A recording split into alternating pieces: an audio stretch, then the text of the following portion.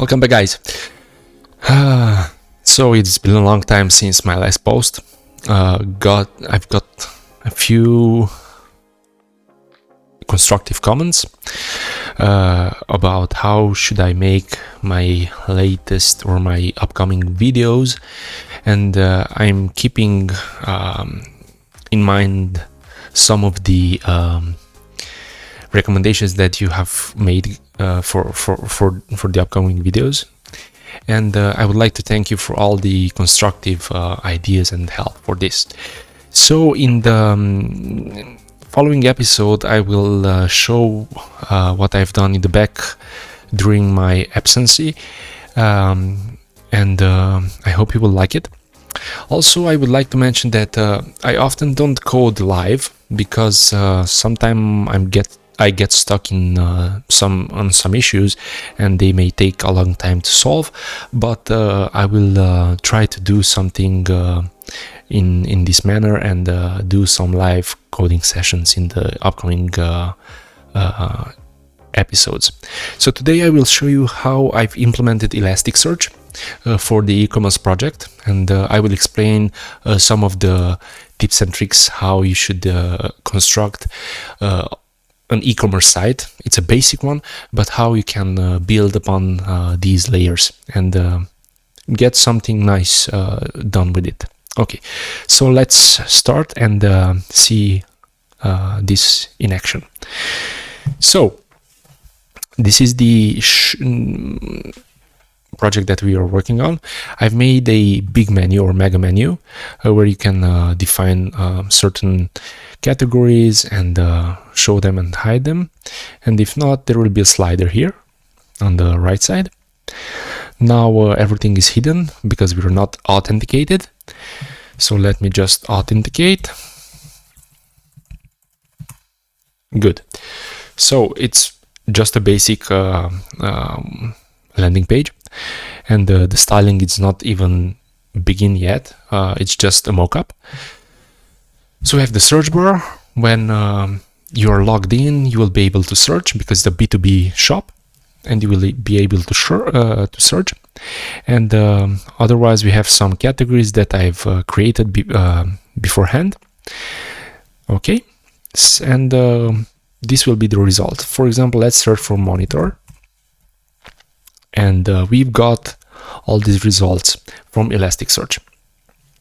So now it's important to understand that in Elasticsearch you may do lots of things, but today we are focusing on aggregations and how to build this index, that the index and the mapping for this kind of results. Okay, so on the left side it's an e-commerce concept that you will filter. But more than filtering, you can aggregate. That means that we have multiple products from multiple types of attributes or categories or brands, whatever, and we can group all of these together. Okay, and by this we get a new we get an e-commerce type of feeling where we can narrow down our products. So we've searched for monitor, okay, and we have Dell. If we check Dell, we will get one result, but also we can check Huawei, and we can get 2 results, but also we can check Lenovo for 3 results. And as you can see, all my other aggregations are expanding. Okay, so if I check 4K resolution, we will have 2 products, but also I can add full HD, and we have all these 3 products. Or we can navigate by categories. For example, I define some tires for the car, and we have 2 matching brands for this kind of selection, which are in these categories or this category. And I can select, for example, the diameter of 14 inches, and we get back 1 product. But you can see that we also have 16 inches. Okay. And we have those 2 products, and we can narrow down or expand the search. And also, we can search for a different word, which is not tires but tire, Sorry. Okay, and now we will get 3 results because I've defined one in a different category, but we can do this with the term search. Okay, so now I will try to explain how to build this index with its mappings and what field goes where and why. Good. So let's log into our backend. Okay, we're logged in. And now we have, let's just define a new product. For example,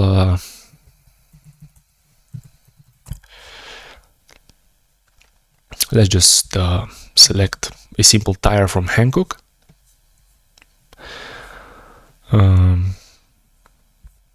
Until that loads, let's create this brand. So first of all, we will create the brand, and it's called Hankook. Okay. Let's just, I will search it Romanian. It's easier for me at this point. Okay, let's copy this product. For example, let's save this image just for fun. Also, let's save this image just for fun. And let's save also this label just for fun. Okay, so now we have all let's save also the Hankook brand's image as well, just for fun. And let's select the Hankook brand. So we've created this Hankook manufacturer brand, and now we have to create let's see, so we have these values, and we can create a product. For example, let's call this this product. This will be the title. SKU on this side, I know this here, and the brand is Hankook, and the category will be tires. 200 euros, 250, 40 euros the sale price, and we have 60 pieces of this. Also, let's add a simple description which we can copy from here. We will work also on the rich text editor because I have not implemented it yet. Okay, let's create a product. So we have the product created.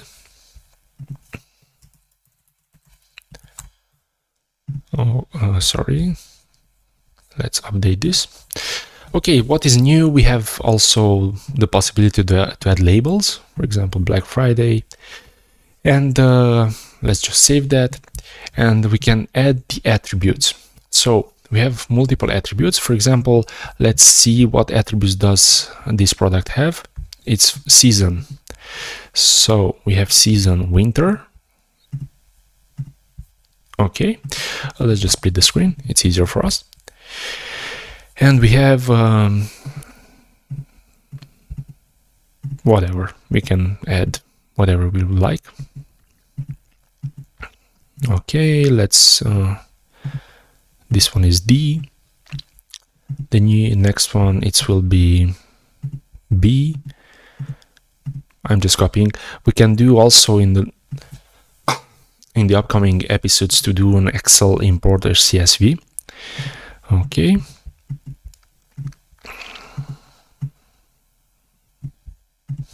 .71 decibels. And now 185.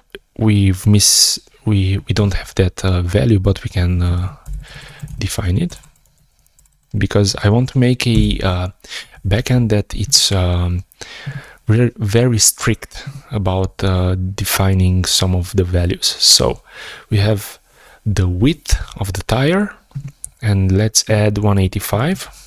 Okay, and the next value will be the height 65. Height is 65. Okay, and we have the tires diameter, which it's in inch, it's 15, and we have that one. Okay, so let's select the new one.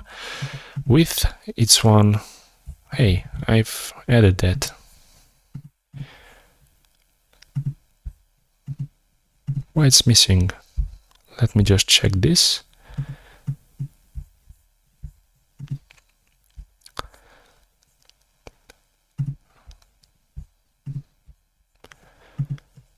$185 add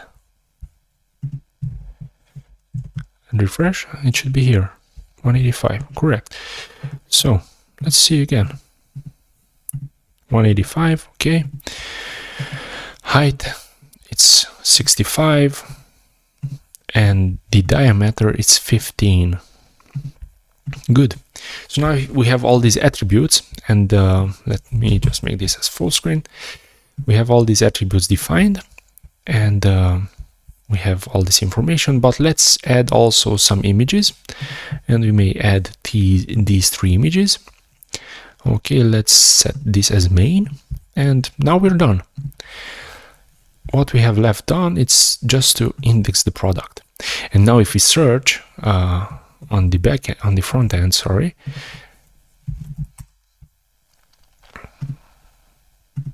we will have 3 products. Which one is Hankook? We have a typo in the name, typo in the naming. Okay, update index. So we will have the correct name now. Okay.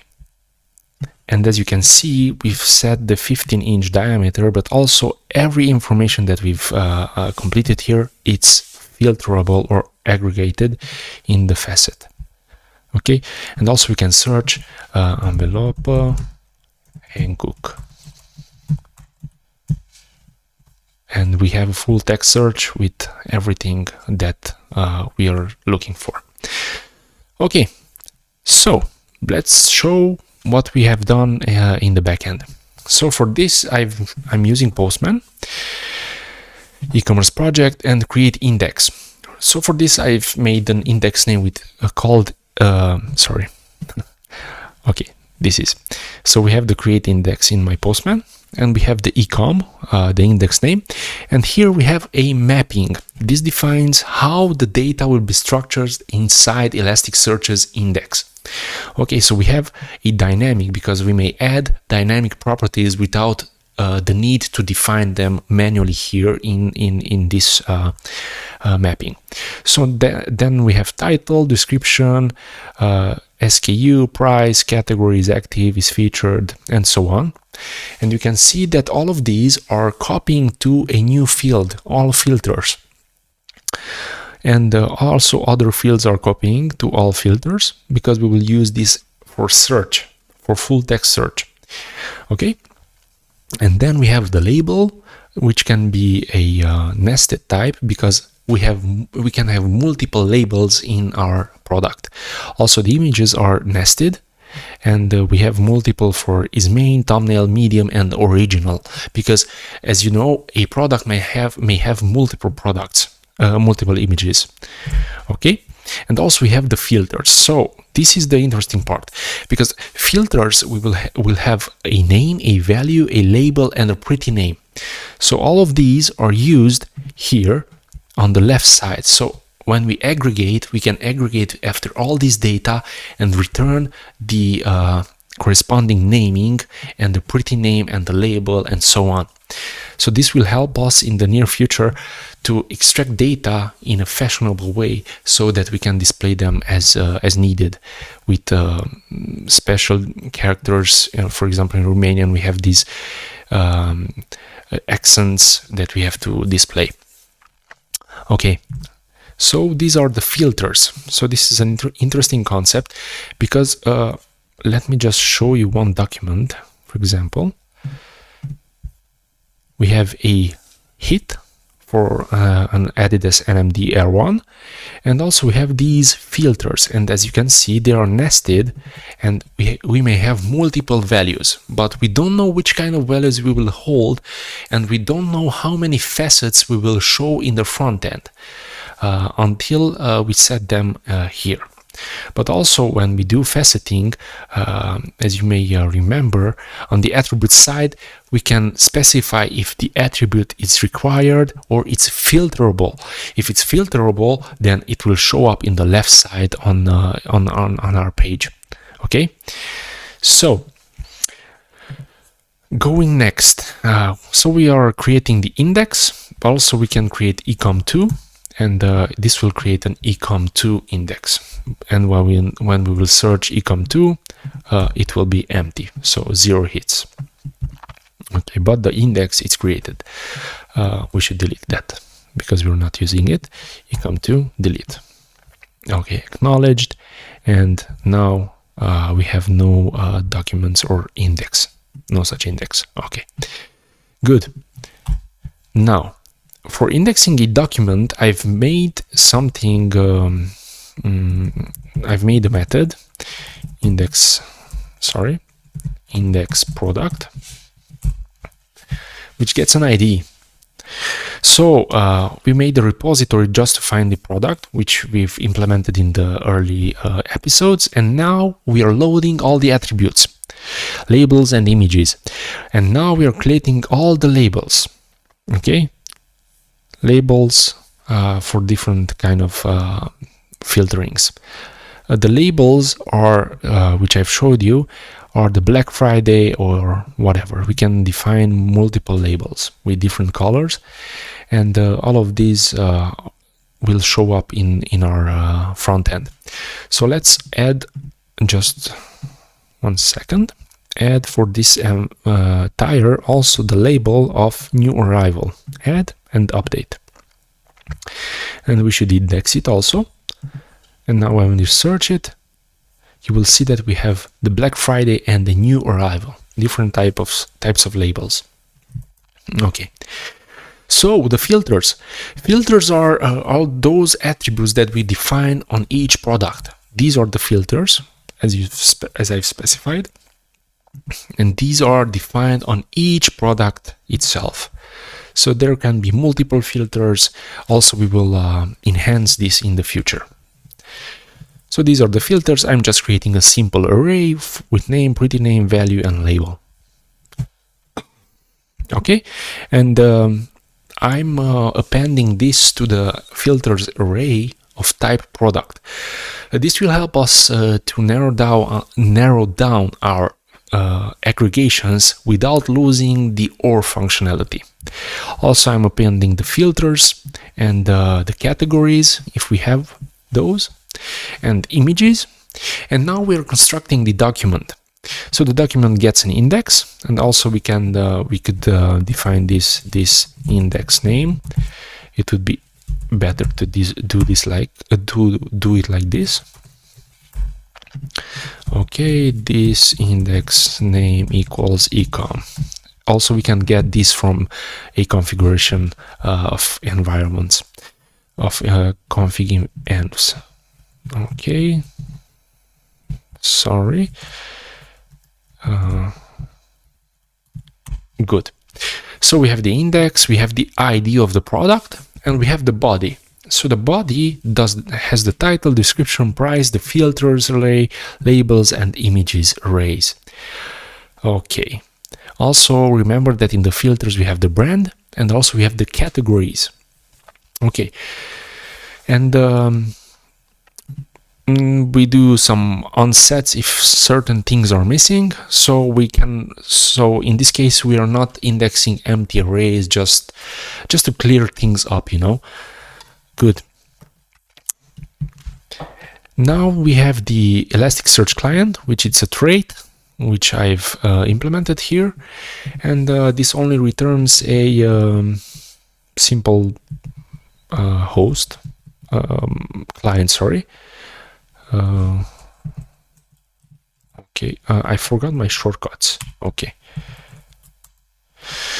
Okay, so we have the result and we send this document. Let's see how this document is shown to us. Let's index a product. I'm not sure that I have the debugging enabled. I have it.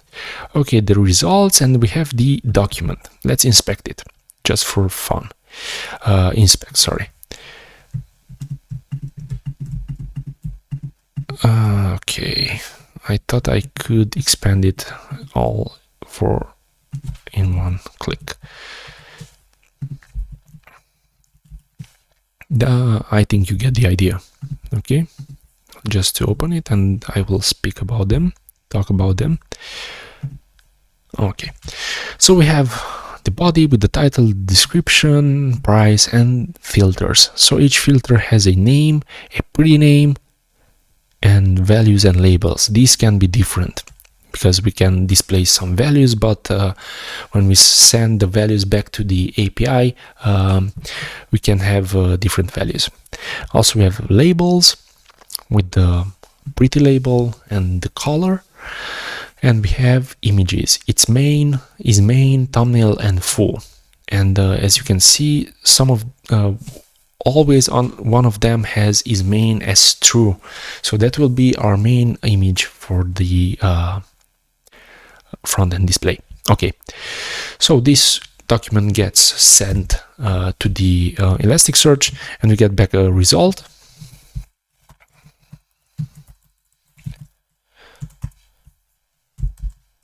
Okay, we have successful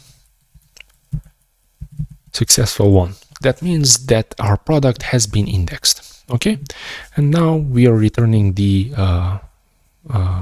success message. And you can see the success message here in the left.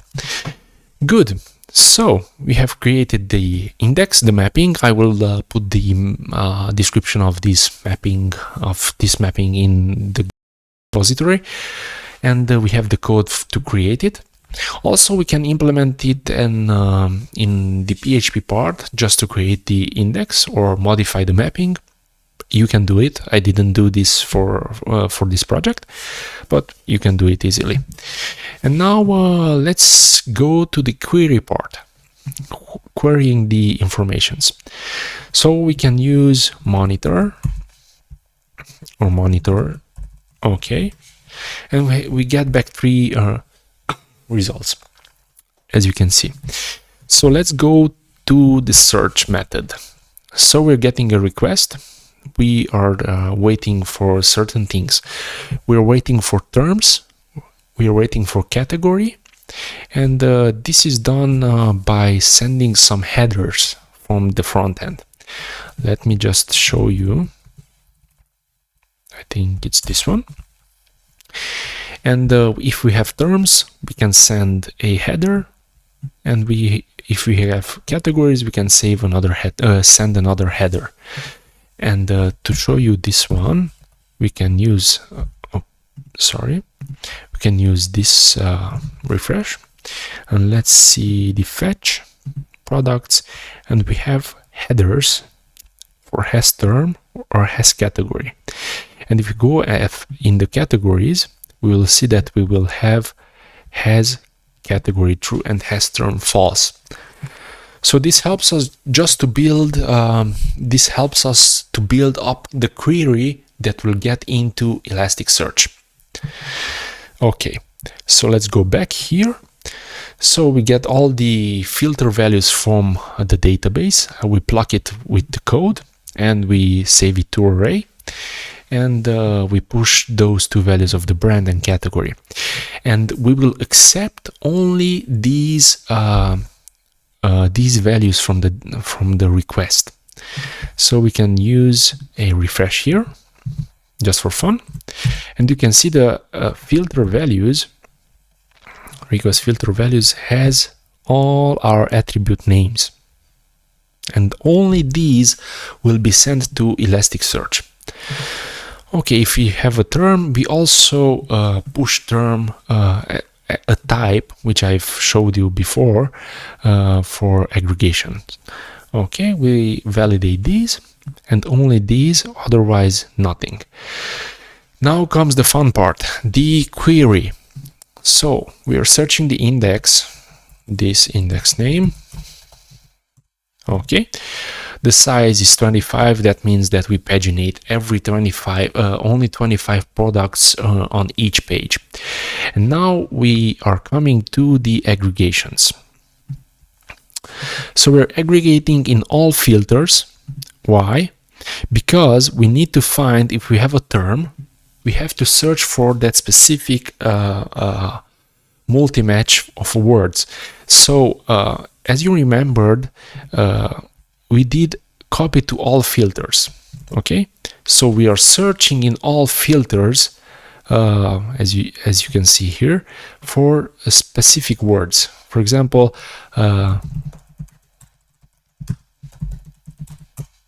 okay, so we search for Hankook tire, but also we can search in the other way around. It's the same, because Elasticsearch takes care of this full text search for us. I won't get into the details. You may search it and understand how tokenizations work, and you can figure that out yourself. Good. So going forward, we have the operator and, because we have multiple words and we have to match both of those words, or how many words we have, all of the words must match a single product. Okay? Now comes the interesting part, the aggregations. So each aggregation has a filter, a name, and a value, because these are dynamic, nested properties. Okay? So we're creating 3 aggregations in each of them, a name and after value. Now, and in the last part, we will have post filtering, but I will come back to that. So let's continue with the aggregations. So if we have a term, we will go here and add this request of Boolean must multi-match these words. Okay?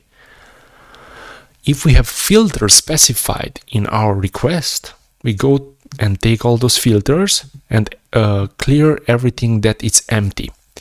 Now, if we add filters, we iterate over them, get the keys and the values from the URL, and add it to the aggregation.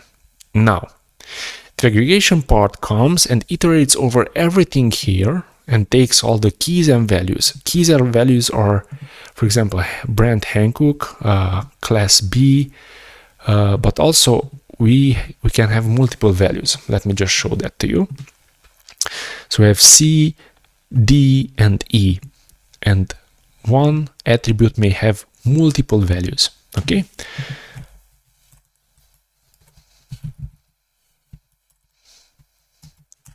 Is the same. We may have multiple values. Okay? And all of these are checked. And when we come here and do a refresh here, you will see that we have X filters: efficiency, category, and CDE.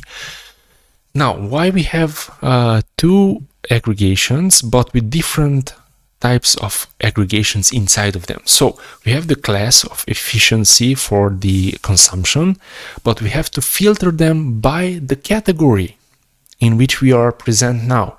And also we have the category, but we have to filter those values by the efficiency so we can match all the possible products for these combinations. But if we insert a new filter, for example, let's see, height or diameter 16 inch, you will see that in the X filter we have 3 combinations. We have efficiency, diameter, and category. Now category has to be filtered by 2 other aggregations for the efficiency and diameter.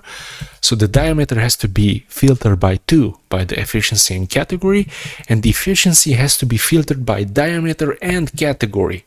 So it's an exclusion, each one excludes the other one, and it makes a combination of each of them. It's a bit tricky to understand it in the first place, but when you understand it, you will see that it's a fantastic kind of querying.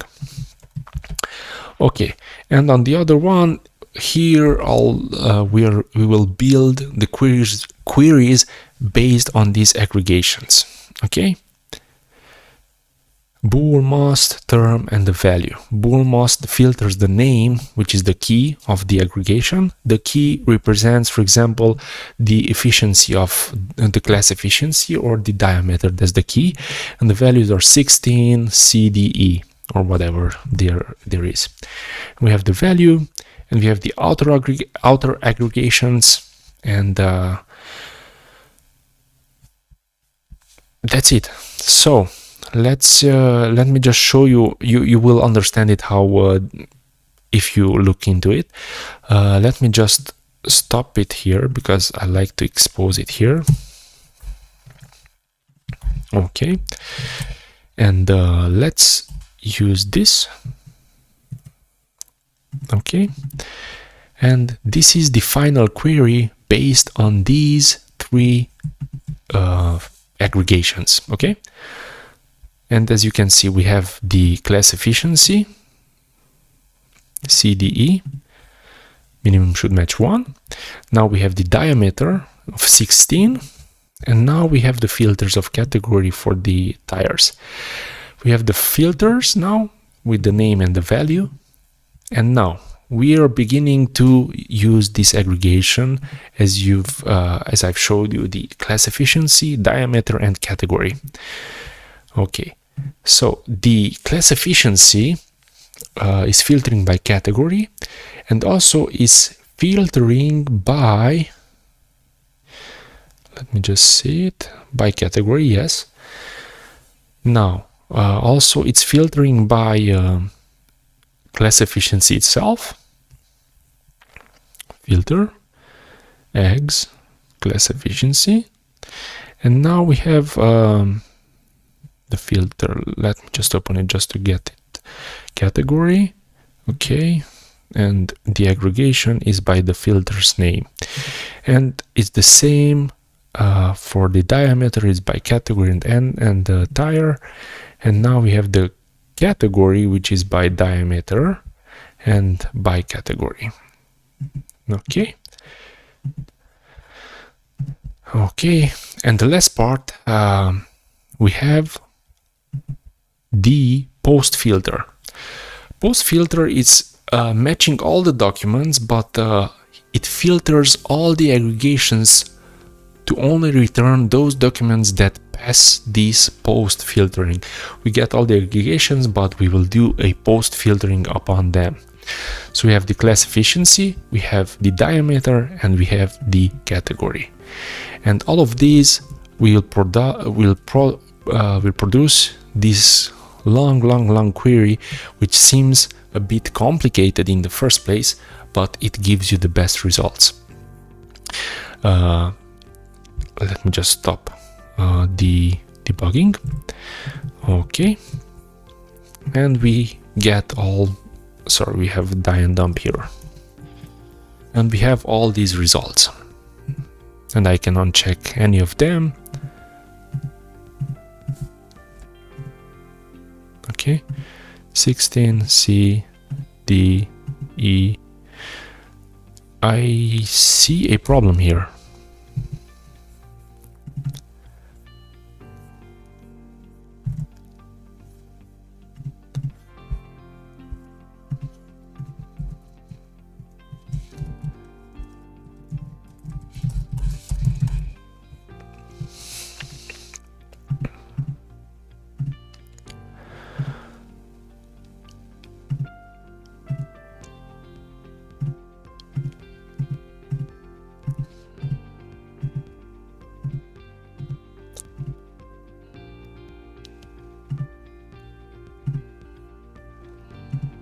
I'm not sure why this did not work in the first place.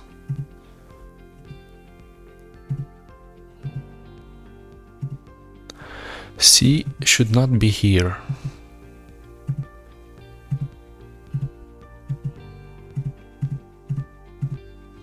Okay.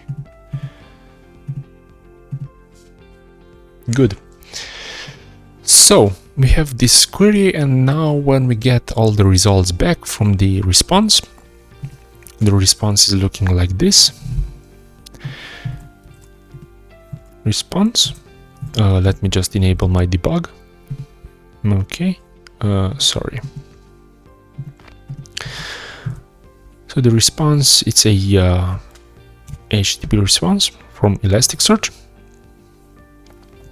Response. Evaluate. Response. We have the hits and we have the aggregations, categories and all filters, facets, buckets, and we have the brand, category, class, and all of these will show up in the front page, class, category, and so on. So this is how I've implemented in the backend and the front end.